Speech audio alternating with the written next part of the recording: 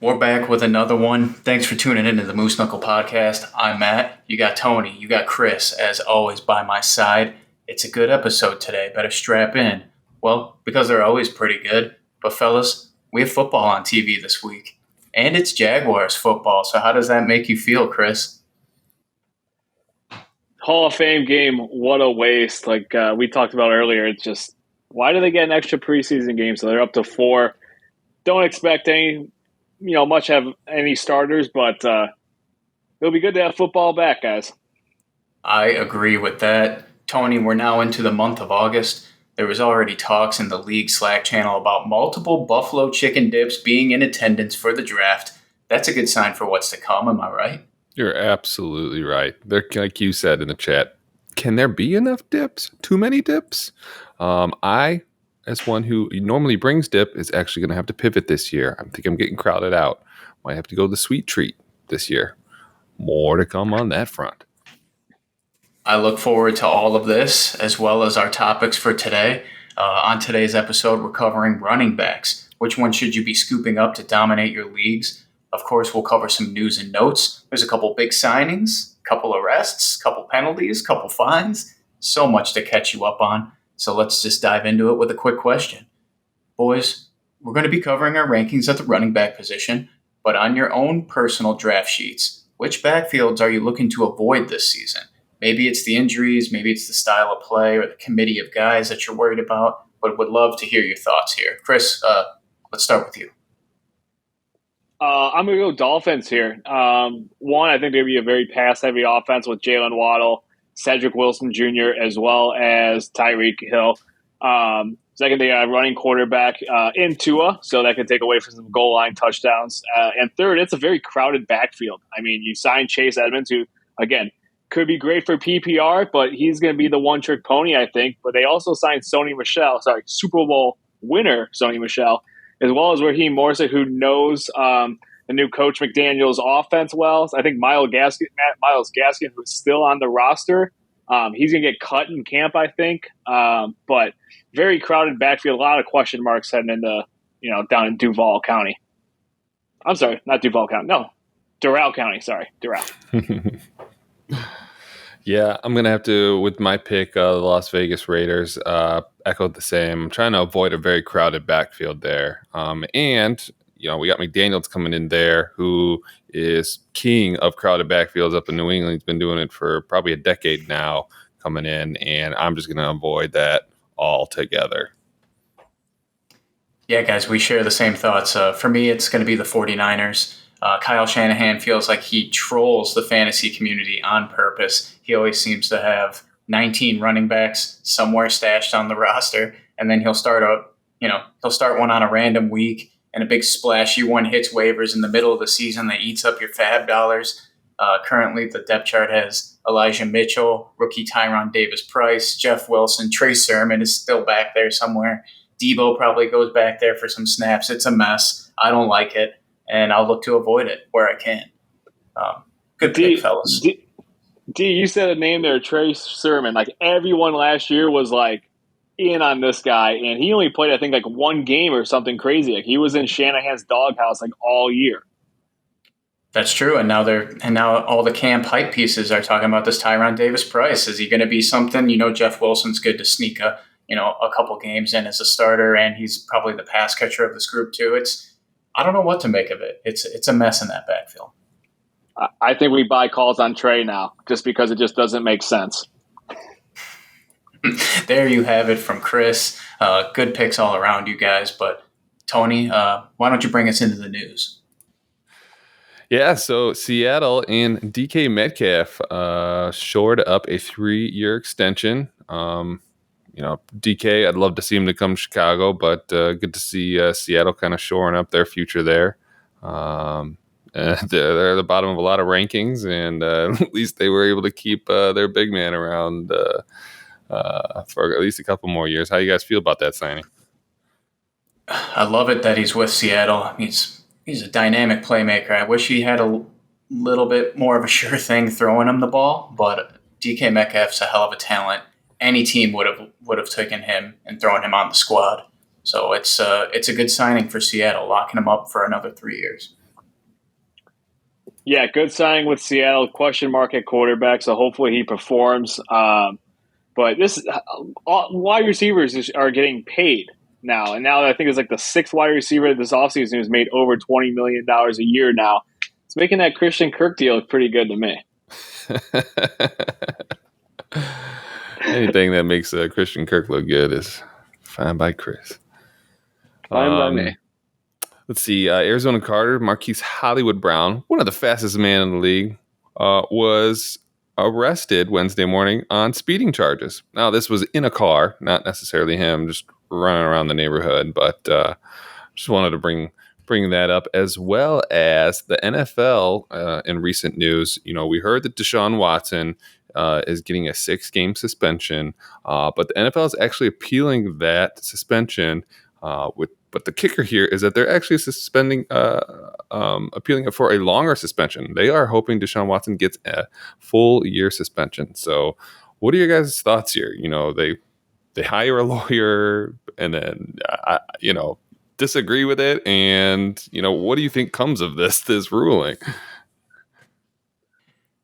Tony, we talked about this before the podcast. I don't understand it, how they put someone, this individual in charge, and she lays down the law for the penalties, and then the NFL, who pays this woman to lay down the law, are now appealing the decision she made in regards for the league. It's a little difficult to follow for me, but I kind of anticipated that he'd be missing out on at least 8 games, if not the season. So this felt like a light suspension. So I guess I understand why the NFL is maybe barking up this tree, but I'm ready to start, slotting in Jacoby beef brisket and adjusting my running backs and wide receivers accordingly. Yeah, this isn't enough. I think the NFL has jumped the ball here. Well, not the NFL, they're ruling, but I think the NFL is, doing right by fighting for the longer suspension. I mean, they can't count that he didn't play last year. And I got nothing else. This needs to be, like Dietrich said, 8 the full season. Yeah, great. You see all the charts coming out on 6 games compared to some of the other suspensions doled out. Like a wide receiver who might have just gambled and lost 15 games he's suspended, right, for a $1,500 gamble. So I think ultimately Goodell can lower the gavel on this and make the final decision. But we'll see what comes of this. Well, let's get back to people getting paid. We're going to talk about Deebo Samuel. Deebo Samuel didn't win the Mega Million, but got close as he agreed to a 3-year contract extension with the 49ers worth $73.5 million, including $58.1 million in guarantees. It's been a bit of a wacky offseason with Deebo. He checked all the boxes for your standard disgruntled NFL player, formally requesting a trade, scrubbing the team from all your social media profiles, but the deal is done, and he's with San Fran for the long term. Boys, I don't know if this adjusts our rankings really, but now Deebo can stop doing that conditioning work on the side and bring himself into the real training camp. Yeah, if you were to ask me 5 weeks ago where Deebo would be playing, I wouldn't have an idea, but San Francisco wouldn't have been the team. He was very public. I'd never wanted to put on a 49er uniform again. And here we are talking about this another massive wide receiver extension this year. Be interesting to see. I don't think he wants to play out of the backfield as we talked about last week, but money talks, and $58 million guaranteed is a lot. And I think what Ian Rappaport said, Dietrich, he's going to be 29 years old. He can get another big contract extension before his career is over. Yeah, great point. Yeah, with all the hype and his pushing back, didn't think he'd be a Niner, but yeah, for $58 million, man, I'll scrub toilets after the game's done. Yeah, I can go from disgruntled to gruntled very quickly for that type of money. Man, scrubbing toilets for $58 million. Hopefully it's not at Soldier Field, but let's head back down to Miami. Recent news, they're going to forfeit their first and third round picks of the 2023 and 2024 season. Sorry, first in 2023 and the third round in 2024 after the owner, Stephen Ross, was suspended through October 17th and fined also $1.5 million. Those actions are, solely because of the tampering with Tom Brady when he was up in New England, as well as former Saints coach Sean Payton. supposedly nothing to do with, Mr. Ross instructing former coach Brian Flores to purposely, tank on the season. But what are your thoughts, guys? That's a lot, right? A first and a third, and you think that, hey, this is a young team building, and they're already giving up, some pretty good draft picks because of something so stupid as an owner. I think he just needs to, be forced to sell the team. This is inexcusable, guys. What do you think? It's a hefty price tag. Getting after Tom Brady is could have been worthwhile, maybe, but I think the upside is.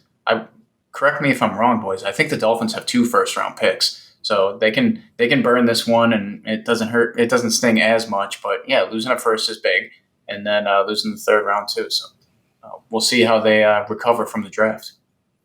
Yeah, if anything, they can hire me and figure out how to manage a team without a first and a third round pick. Call me up.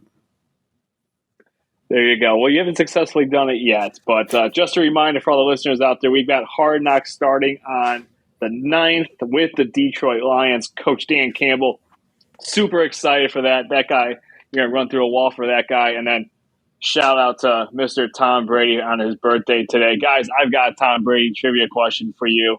The guy has won 7 Super Bowls, 5 Super Bowl MVP awards. Who are the other 2 players that won the Super Bowl MVP when Tom Brady did not?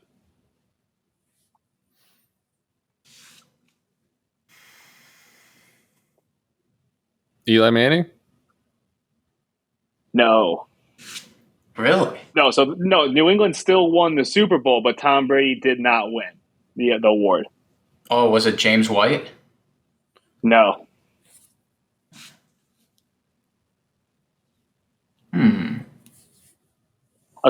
They both played wide receiver. Randy Moss? Randy Moss? No, Randy Moss never won a Super Bowl in New England. Man, who is it, man? You got me stumped. Yeah. Mr. Julian Edelman won it with Tom Brady's last Super Bowl as a Patriot, and then I think it was back in 2001, Mr. Deion Branch. Interesting. Yeah. I had to look that up because they had a thing on Instagram, and I was like, who won the other 2? And I got Edelman surprisingly, but Deion Branch, I had no idea. Yeah, I might have been able to cover that, but Deion, no way. Interesting. Yeah. Wow. Happy birthday, Tom. Yeah. Tommy B. So, Tony, as always, let's dive into the top 15. Let's do it. All right, we got running backs, our top 15 ranks this week. And starting off at number 1, drum roll, please. None other than the Jonathan Taylor. He also finished as the first RB in 2021 and is Chris's second pick, Matt's first pick, and my first pick. Not much for me to say about Jonathan Taylor. The man is a beast. He led the league in touches, or rushing attempts, I should say. Almost 2,000 yards on the year. Well, anything to add here, Matt? No, I think he's kind of the clear 101 for most folks. He's got the youth, he's got the speed, he's got the strength, he's got the volume in that offense. You got many sports books that are touting Taylor as the favorite for rushing yards and rushing touchdowns. So I don't think you need to overthink it very much. Just take Johnny Taylor. Why are we so low on him, Chris? I'm just betting on the fact that Christian McCaffrey plays at least 15 games this year. And if he plays 15 games this year, I think he's the best player in fantasy football. So it's very tough for a running back to strike twice. I think Jonathan Taylor will finish as the number 2 slot, but if Christian McCaffrey gets the receptions with Baker Mayfield at quarterback, that's going to be a very good chance of 2,000 yards of scrimmage. Yeah, that's a good segue into our number 2 consensus, Christian McCaffrey. And Chris, you had him at 1, and Matt and myself, we had him at 2. So we basically just flip-flopped these 2 players as well. Matt, anything to add? No, I agree on Chris's talking points. I think McCaffrey is still the superior running back in the NFL, but you can't argue the injury risk factor, which is why he goes to number two in most people's rankings. I think if there was some sort of guarantee that you'd get 17 weeks of starting CMAC, he'd be selected first overall every time. If you like to live dangerously, take McCaffrey at the 101. There's no better upside with him in the NFL. Yeah, absolutely. It's definitely a health issue there, as well as an offensive issue. Christian McCaffrey is behind a 24th ranked offensive line there, new quarterback. But we'll see. But Jonathan Taylor is locked and loaded there, so he gets the one spot. At number 3, we have Austin Eckler. Chris, you had him at 4. Matt at 3, and myself at 3 as well. Austin Eckler, coming off of a great season. They're still a high-powered Los Angeles Chargers. Adding some pieces there, both on offense and defense. I think this team is going to be strong, and they're going to utilize Austin just at the same levels, if not more, in the coming season. Yeah, love him at 4. I saw a little highlight video of his, offensive lineman Rashawn Slater, former Northwestern guy, go against Khalil Mack. And this was the Khalil Mack from like 3 or 4 years ago, very explosive. And he dominated Khalil Mack. And if he plays like that, Eckler can have a big season. Yeah, good talking points, guys. The usage rate of Eckler that he sees in the red zone is what keeps him securely planted in the top 3 for me. Almost a 14% target share in that red zone. It's just him and Najee at the top of that list. I know the 3 of us are in love with this Chargers offense. He finished last year at the RB3 in points per game. I haven't seen anything that makes me say he can't repeat those metrics. Agreed. All right, moving on to our consensus number 4, we have Derrick Henry. Big boy, Derrick Henry. With Chris, you have him at 5. Matt, you have him at 4, and I'm fading him a little bit at 6. So we'll start at the top. Matt, you have him at 4. What say you? Yeah. I mean, it's volume. Volume has been the name of the game with King Henry. They obviously still believe in giving him the workload. The Titans did not really invest in anything behind Henry on the depth chart. So those 9 games he missed last year must not be much of a concern for Tennessee. And why is that? Well, the man is 6'3", 250 pounds, and he's one of the most violent runners I've ever seen in my time watching the NFL. And he's in one of the league's heaviest run offenses. So those reasons alone will keep him in the top 5 of running back output. The guy, I don't know what else to say. The guy is like a Mack truck running down the middle of the field. Yeah, great talking points. A.J. Brown gone, Julio gone. Someone's got to carry the workload in that offense. Why not the guy who's been carrying the workload for the last 4 or 5 years, and Derrick Henry? Yeah, that was a worry point for me. The year we really saw Derrick kind of step up was in 2019. That was the year that A.J. Brown joined the team, right? It also happened to be the year that Tannehill joined the team, but A.J. Brown's now gone. Julio's gone. What does that look like? They did add Robert Woods, but, he's getting old, just like Derrick Henry is. He's hitting 28 years, and we know that line. Sometimes people cross that line, and it goes south. So, not to mention, the O-line there is not great, 27th ranked from Pro Football Focus, but certainly still a top 5 for our consensus. Speaking of 5, we have Dalvin Cook as our 5th RB. Chris, you have him at 6. Matt, you have him at 6, and I have him at 5. The dude is a talent. I know last year he had quite a few injuries. Had a torn labrum, dislocated shoulder, a groin strain, a left shoulder sprain, and he did all of this and finished as the 15th ranked. Played 13 games through all of that. So, a full healthy season. What does that look like with Dalvin Cook? Now, in the last 3 seasons, he's only really played around 13 games, so he's never really gotten a full season in because of that workload. And come to find out, he just injured his hand on Tuesday's practice, so more to come on that. But I was really banking on a touchdown regression, or at least coming back more to the norm, where I think he only had 6 last year. And, hopefully banking him for maybe double that to 12. What are you guys thinking on Dalvin Cook?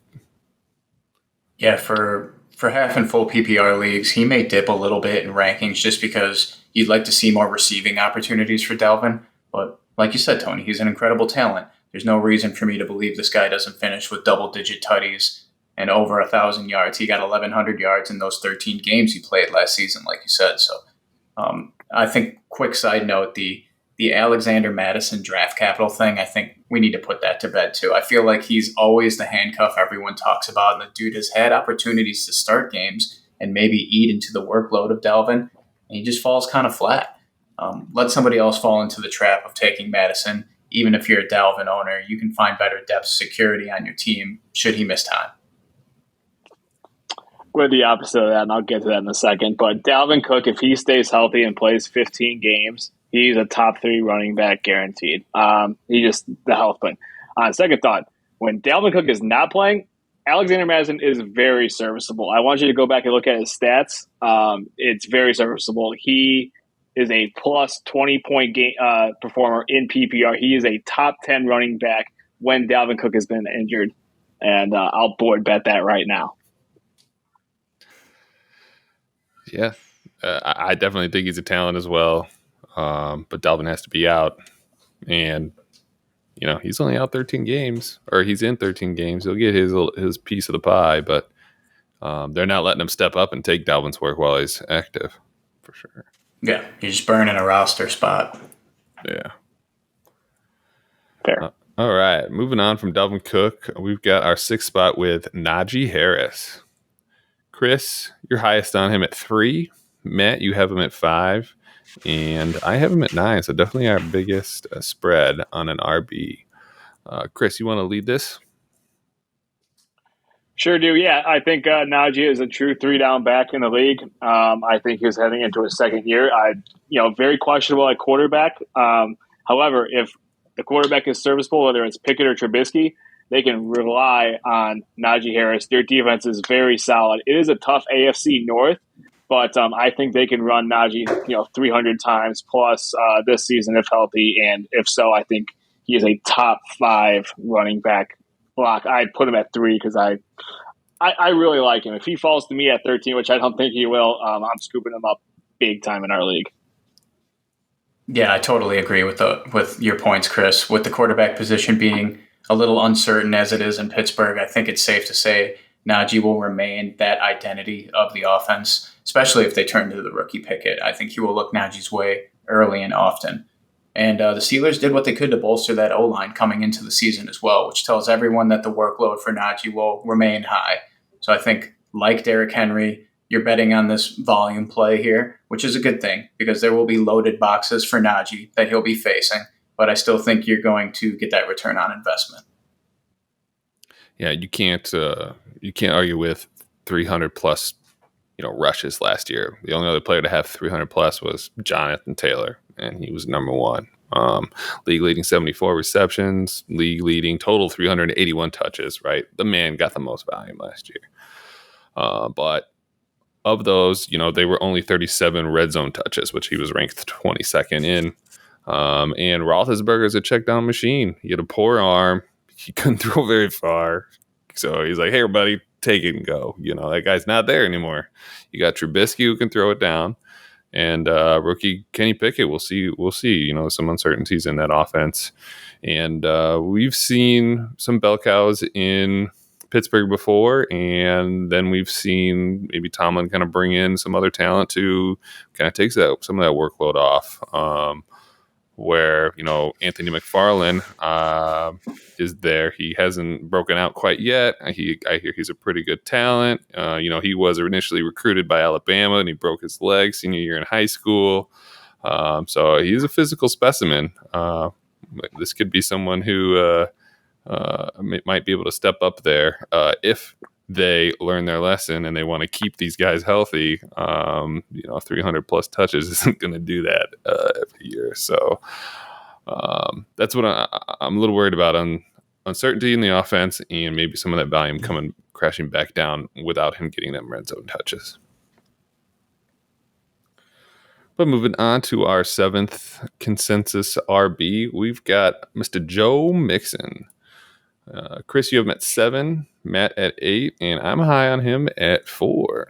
So, I mean, Joe Mixon on a very hot offense had a very good year.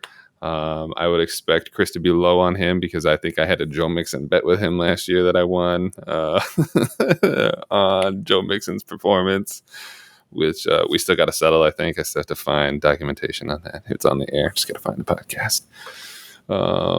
Okay. All right. They spent the most in the offseason on that O-line. PFF's now got them ranked as the 8th O-line in the league. So I don't see any reason why he cannot repeat a top 5 finish this season. Please, guys, tell me I'm wrong. The only reason why I'm going to tell you I'm wrong, I drafted him the year before, like late in the second, and he sucked for me before Joe.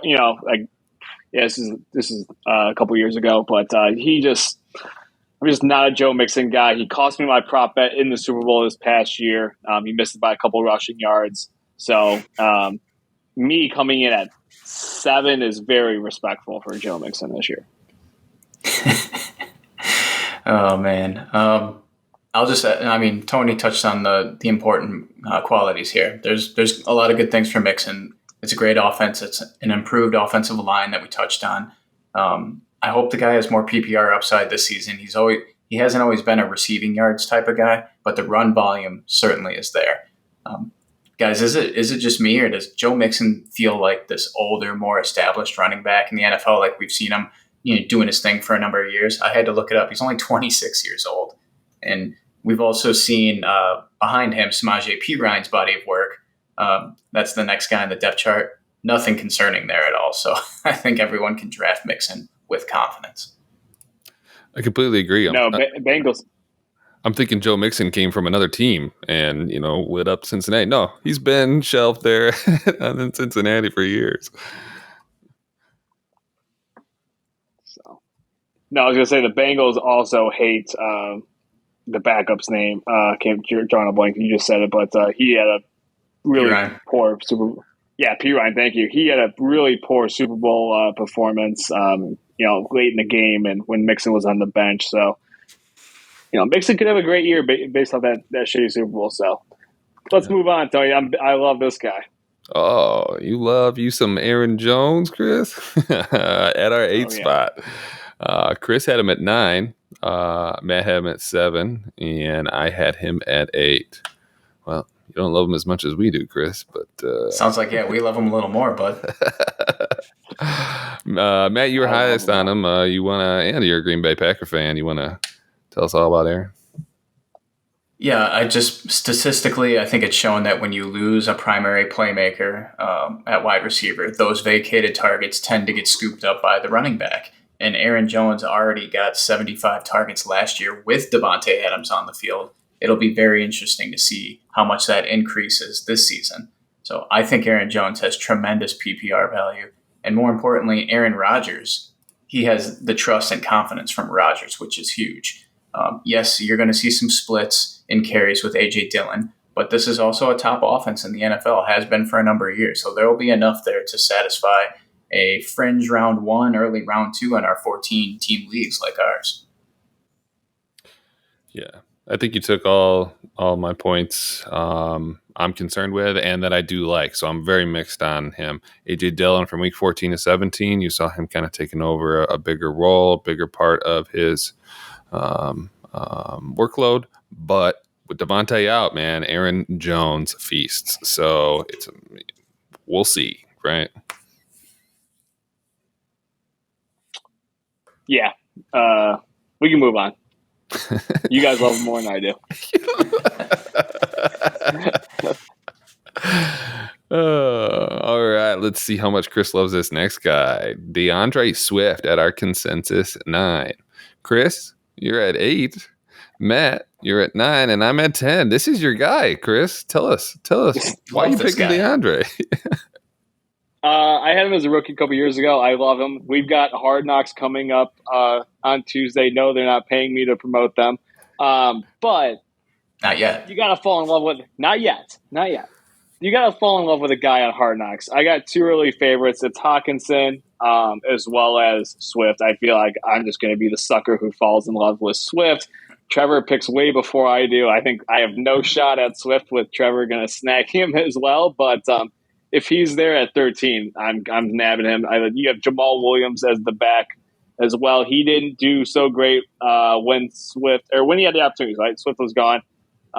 They did draft Jameson Williams out of Alabama. He's questionable to start the season. DJ Chark, St. Brown's going to have probably another great year as well. But, Swift needs to be the focal point of this offense. I think Dan Campbell realizes that. So we'll see on Tuesday, right? We'll see on Tuesday. Yeah, DeAndre Swift is the guy who feels like the biggest risk reward out of these consensus rankings we have, guys. The injuries have prevented me from drafting Swift in leagues in past years. It just never gave me the full confidence to pull the trigger. Not to mention the Lions have just been a horrific franchise, but Swift is kept rather high on my board just due to there now being 3 first-round picks up front on that offensive line. That sort of talent can make Chris Barker look like Barry Sanders. So if a healthy Swift stays on the field this year, you're going to get 1,500 yards. You're going to get double-digit touchdowns. It's that risk, but also the potential for that big reward. Yeah. PFF has that O-line rated 3rd this year. It's nasty. I mean, that is game and career-changing for him, for potentially Goff. Who knows? They need someone. Yeah, give the guy more time back there. Absolutely. So, hold up. Name a quarterback for the Lions in the NFL who could turn them into a playoff team right now. They upgraded from Goff. Like, who is available? Like, Mariota, I don't think could have. Matt Ryan maybe could have turned them into a playoff contention team. What other quarterbacks were dealt? Maybe Russell Wilson definitely puts them in the playoff team. I think they're just a quarterback away to be really competitive in this division now. Have them go after Jimmy G. You think Jimmy G makes them move the lever at all there? God, I don't know with the salary with both those quarterbacks, but Jimmy G is a great pick.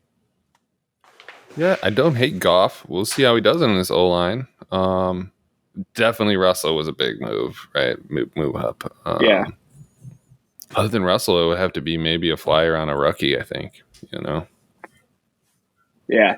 But I like that Jimmy G pick. If they can kind of make it work financially, that's a interesting play. But yeah, Swift, he was on pace for top 5 in touches prior to his injury. He's getting volume there, and he'll continue to get that volume. But staying healthy is, what it is. He led all RBs and receptions at 53 through the first 11 weeks.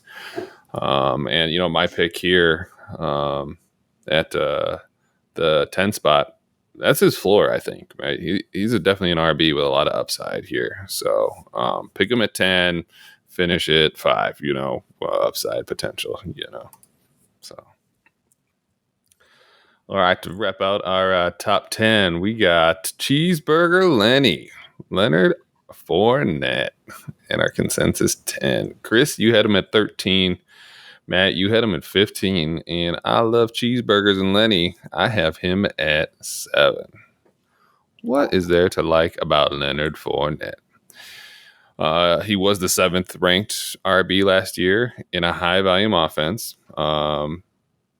Should still be a high volume offense this year. Tom Brady came back.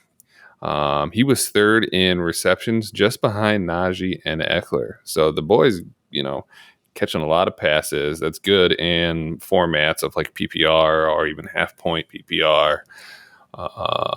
And Fantasy Pros has him at 12, but I'm keeping him at 7, ranking him into 2022, kind of keeping him where he finished last year. I don't see any reason to fade him. What do you guys think? Typical playoff Lenny. Comes in fat during camp. They acquire Julio Jones. Godwin will be back. Evans is going to get his. I just don't think they're going to, have the targets for Fournette and they're just going to run him in the playoffs. They want to keep him healthy for the playoff run. So hopefully they keep him fresh. Let him shed the weight during the first few weeks and, I think 13 is still pretty high on him. Yeah, he's creeping higher up on the draft board. That doesn't make me feel comfortable in his ADP. But hey, if you get in shape, Lenny, you get a dual threat 3 down back and no other veteran depth sitting behind him really on the roster. As much as I like rookie Rashad White, Tom Brady values trust in the players around him. He seems to have that connection with Lenny, and there's enough offensive firepower on Tampa that even his fat ass can fall into a favorable RB2, low end RB1 status. Love it, guys. All right, let's go on to our consensus number 11, Nick Chubb. Chris, you had him at 11. Matt, you had him at 12. And I had him at 14. Pretty close there. Chris, you had him at 11. Let's start with you. Deshaun Watson, we talked about suspended 6 games. I think they got to run heavy with Jacoby Brissett at quarterback.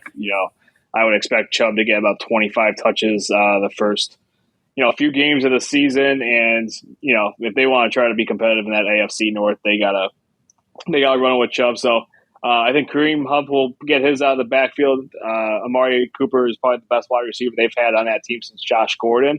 So hopefully that will help open up the run game for him as well.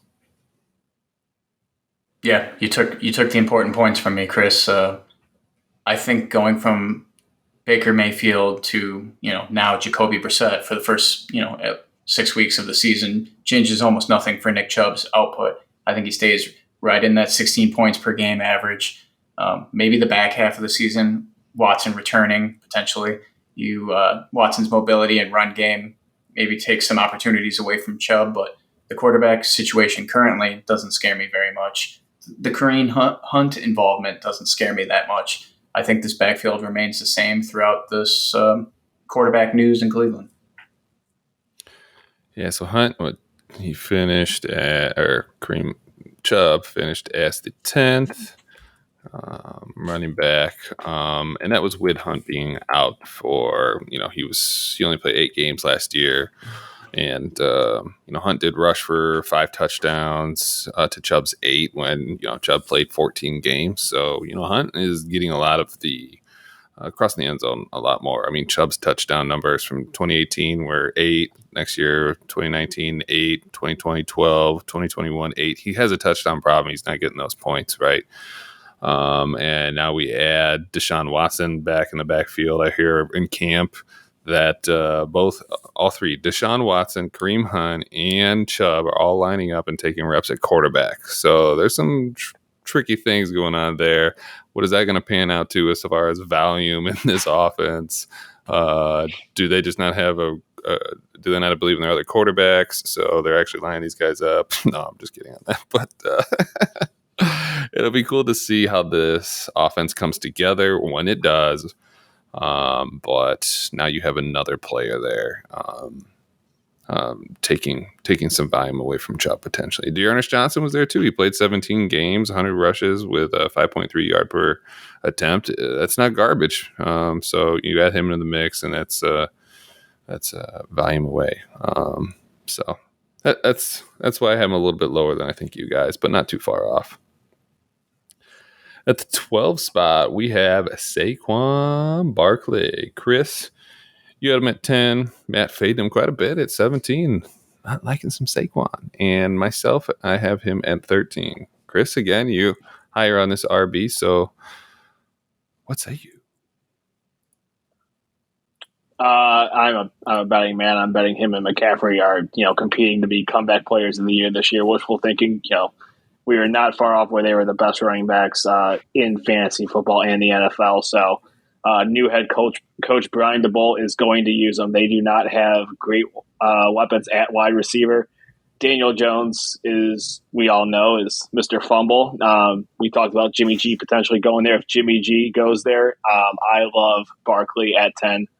But again, he's got to stay healthy. If he stays healthy and plays 15 games, he's going to be a top 5 running back. If he doesn't, he's going to be where Dietrich has him. But, I'm going to bet and be safe at 10. Yeah. I have him ranked accordingly based on that injury risk. That's exactly it, Chris. But all the news you get in camp is that Barkley's in excellent shape. He looks explosive. He's been the focal point of the new system this offseason. There's even reports of him lining up at multiple different receiver spots. So PPR value could be there. And Daniel Jones needs those easy dump-off passes to help his game. And like some of the other running backs we've talked about, not a lot of competition behind Saquon in that backfield. So that may provide that stellar value that you look for. So it's a tough call. No risk it, no biscuit, as they say. Yeah, I mean, I really had a deep dive on Barkley to figure out where I wanted to put him. I agree with you out of camp. He's looking a lot better. I've heard a lot, and people's second year off of his ACL type of injury, they kind of get their step back. So I'm hearing good things there. In his best year, his rookie year, PFF had that O-line ranked at 21. This O-line they have ranked at 18. So this could be the best O-line he's running behind from his best year. And yes, he still does have a Daniel Jones problem for sure. But Jones was actually a top 5 graded quarterback through the first month of the 21 season until basically the offense disintegrated around him. So, I know I poo-pooed him last year. I didn't want anything to do with Daniel Jones. I might, be a little bit more kind heading into this year to see how well he does. Obviously, Tyrod Taylor's behind him at second string, so not terrible there. Major upside here. Barkley had 91 receptions in rookie campaigns, and again moved all over the field in Brian DeBall's offense. So if we can see a lot more receptions, and he's that type of Christian McCaffrey role that he was successful for in his rookie campaign, I think he could be top 10, top 5 type of running back. But health is the big issue there. All right, moving on to our 13th consensus ranked RB, we have Javonte Williams.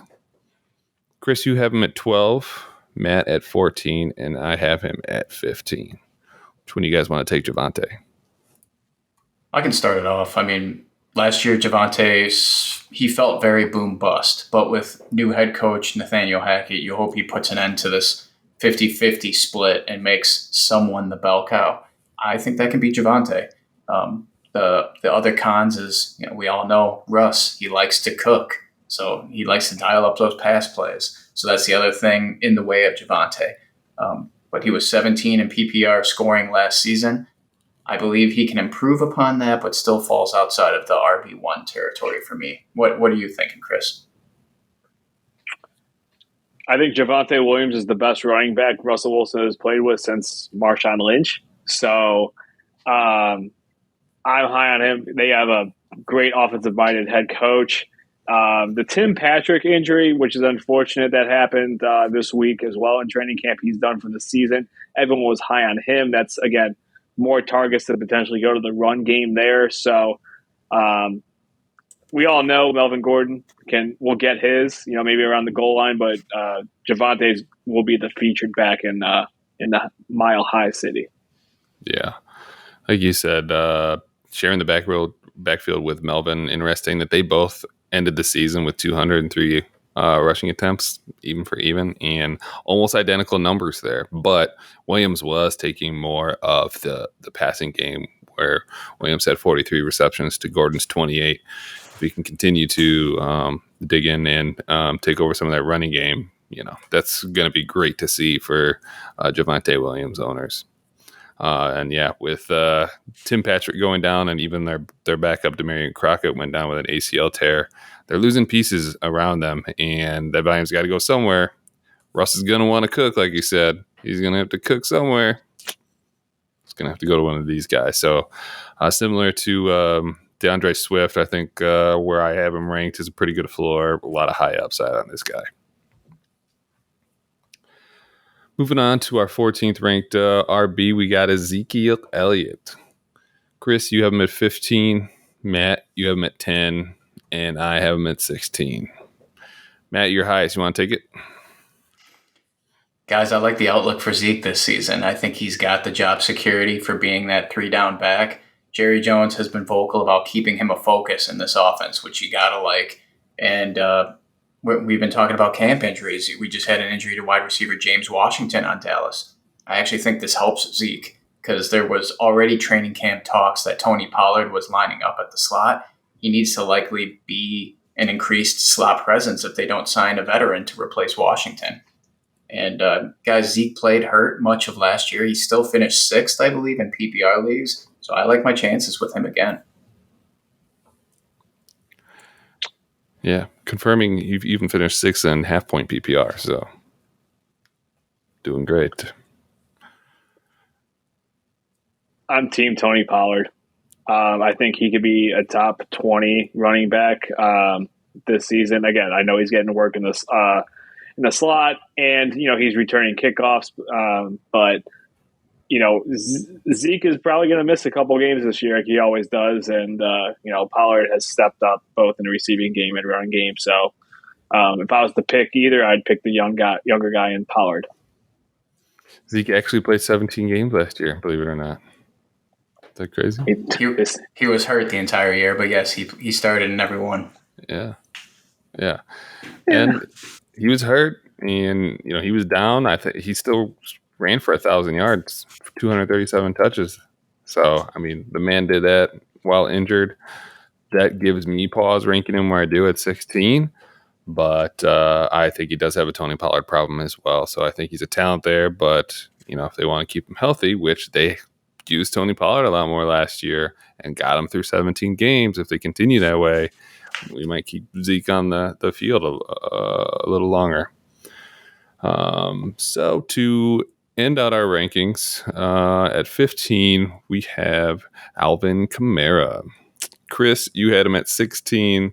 Matt also had him at 16, and I had him at 11. I know Alvin's got impending litigation into a battery charge, but that court date was delayed by 2 months as of this week. So, we at least get a month of playing time from Kamara before he even suits up for court. And then that takes some time and due process. And then the NFL has to decide his fate. And, there are some things to consider with Alvin year over year with more talent to feed with Taysom Hill, Chris Olave. They brought in Michael Thomas is going to play. Callaway's great player. Honorable mention, Kevin White from the Chicago Bears is on the roster as well. That's terrible. But no friend of the show. No friend of the show, Kevin White. Yeah. Don't buy that guy a beer. But I think that cuts definitely into his workload, but I'm willing to take him just on the cusp of almost just outside of my top 10, pending all that litigation is delayed into 2023. What are you guys thinking? Tony, it's one of those things. As a potential fantasy owner, I don't like that it was pushed back. And here's why. If that decision gets made in week 7 and then he's suspended for 4 games, that's week 11, maybe heading to the playoffs. So that's a huge risk, especially as a top slot. I love Alvin Kamara. I mean, his Christmas Eve performance a couple years ago was one of the best fantasy football performances of all time. But I digress. That's the only thing. It scares the shit out of me. I wish they just made a decision now. Hey, he's suspended the first 4 games. Perfect. If he stays healthy, I have him for a potential playoff run instead of pushing it back. That's the only reason why he's ranked 16 for me. Yeah, exactly it, Chris. He's tough to rank. But if the NFL waits for a criminal case to run its course before handing out any discipline, Kamara may remain available for the entire season, and then he becomes what Tony said, like an absolute steal of a pick. I don't know. The NFL is all over the place with these punishments. You don't know what you're going to get. And if it's a short suspension, well, Kamara played in just 13 games last year and still finished as the RB8. So let's see what comes of it. My rankings, are with you, Chris, right there at the 15, 16 spot. But it might be too low if he ends up playing these games out this season. Somebody's going to get a good value. Yeah, you've been playing 13 games last year, finishing as the 8. Say litigation doesn't happen, right? Say that's gone. Would you guys? We had consensus ranked. Say Joe Mixon at 7. Would you take Kamara over Joe?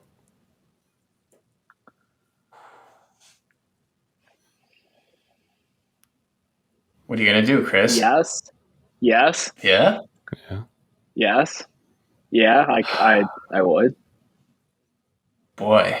Just because there's so many more weapons in Cincinnati that are more well known weapons in Cincinnati than there is in New Orleans, right? It's Kamara, it's Michael Thomas is coming back. Olave is rookie year, Jarvis Landry, but like Kamara's the guy. Like Kamara's going to get 90 catches and 1,000 yards rushing, but guaranteed if he plays all season. I think that's the right placement, Tony. I think he's right there for me in the like DeAndre Swift, Joe Mixon kind of category. And it would be very tough to pass him up in drafts should you know that everything's, all clear in terms of the, the suspension or litigation. And so, yeah, I guess give me Kamara. All right. Good to know. All right, guys, you know what you need to do? You need a January 6th, the court for Alvin Kamara owners. Just kidding. Don't do that. Don't do that. All right, guys. You have anything to add to round up the show? Well, our 2022 Sacco favorite, Evan Bierman, has let us know that he plans on bringing the Franzia to the draft tonight. So, in a few weeks, we'll be slapping the bag together. Oh, I can't wait. Touch of class your favorite and a touch white of ass shirt for Bierman. Yeah. Yeah. Let me do a quick honorable mention, if I may, for the running backs. You guys criminally left David Montgomery off the rankings. I'm kind of excited for Montgomery's season. I'm excited for the Getsy offense in Chicago. Not only because he has a crazy resemblance of my cousin John, shout out to John, but because I think it'll bring good things for Montgomery's fantasy performance. Monty was one of the only things that wasn't broken in this Chicago Bears team. So if it ain't broke, run the damn ball. I think that's how the saying goes, right? Yeah. As a Bears fan, I love David Montgomery, and you're absolutely right. He's a workhorse and just shows up every year. And that doesn't complain. You never have to worry about not being at like OTAs or something. But the things that give me reserve is the rise of Khalil Herbert. And there was a report today that David Montgomery was seen running with special teams. So that usually indicates that there's some volume being cut back, which is okay for the longevity of Montgomery. And Khalil Herbert came and showed that, he's serviceable this year. But that just means maybe a crowded backfield. Tony, we got to see Herbert in person at Soldier Field against the Packers. Had a great game. Ran really well. Torched that Packers defense. Yeah, to your point, he's got some juice to him. And Montgomery's going to lose a little bit of touches to him, I think, as the season goes on. But I think Getsy's going to find a way to utilize Montgomery to his strengths. Yeah, absolutely. I think the reason why I don't appreciate Montgomery that much is because he's like right after Matt Forte. And I think Matt Forte is a top 3 Bears running back of all time behind Sayers and obviously Sweetness.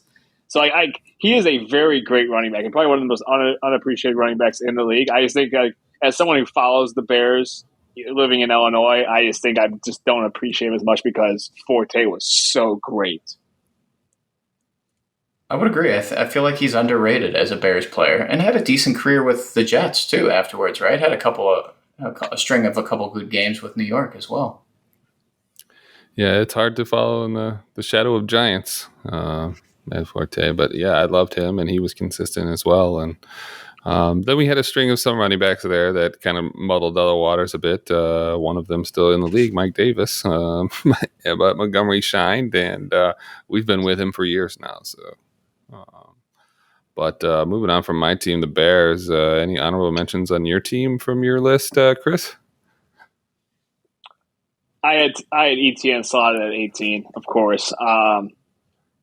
Every report coming out of Jags camp is how great this guy is, how the chemistry is with Trevor Lawrence, how, he's the next greatest thing of ever. So, listen, these guys are up close in person to it. We're not, obviously. We're talking based off of what they're telling us. So as long as they better not be blowing smoke up our ass. But I think 18 is very doable for ETN in this offense, which expects to be down a lot this season. I think 18 is doable for a Jaguars running back, and I just don't know which one it's going to be. That's why I left ETN off my rankings. But to your point, they're going to be down. They're going to utilize the run game. I understand that relationship that he has with the quarterback, Lawrence. I just don't know who's going to be that leader in the backfield. I do have to mention the 9th running back on the year. Cordell Patterson did not make our top 15 this year. And I personally had him ranked at, 19. Matt, you had him at 20. And Chris, you just had him off the board. I could say that, Cordell is probably going to lose some of that volume there. They've added some additional pieces. They went from Matt Ryan to Mariota, who I don't think really checks down as much. Kyle Pitts will move into his sophomore year. Russell Gage gone. Calvin Ridley suspended for, using fantasy pros. And we'll see how Drake London, as I mentioned, pans out on this offense. But I think that's just a volume play. But what do you guys think about Cordell this year? I love the talent and the versatility of Patterson, but Father Time may be catching up to him a little bit. And you also get the reports of rookie Tyler Algier looking good in camp and may get some time as the featured back. So Patterson's previous career high of touches was 85, and last season it went to 206. I don't know if it can get back to that, but that was a pretty excellent run he had last season, and you took full advantage of that, Tony. A 9th year breakout. We all saw it coming, right? 9th year's the charm. Exactly. Yeah, for me, I think he's just on the wrong side of 30 now. And he's got Mariota as quarterback, who's probably going to, also run the ball a little bit down there. Drake London, wide receiver. I think Pitts, we're going to talk about tight ends next week, right? So I'll break down Pitts. Huge on Kyle Pitts this year. So we'll see. I just think he's on the wrong side of 30, but we'll see what happens. All great things. All right, guys. Well, that's our top 15 plus some bonus RBs for you guys. Please let us know how you feel about our rankings, our appearance, our overall demeanor, or just, shout at us. We'd love to hear from you guys. Give us a like, a subscribe. That definitely helps the algorithm. And guys, anything to add here? Let us know how we did in the comments. Feedback is appreciated. And you can always check us out on mooseknucklers.com for even more nonsense. We now have an Instagram, which I'll link above. And without further ado, you boys, you guys have a great night. Same to all the Moose Knucklers, and we'll see you on the next one. Enjoy football this week. Peace. Peace.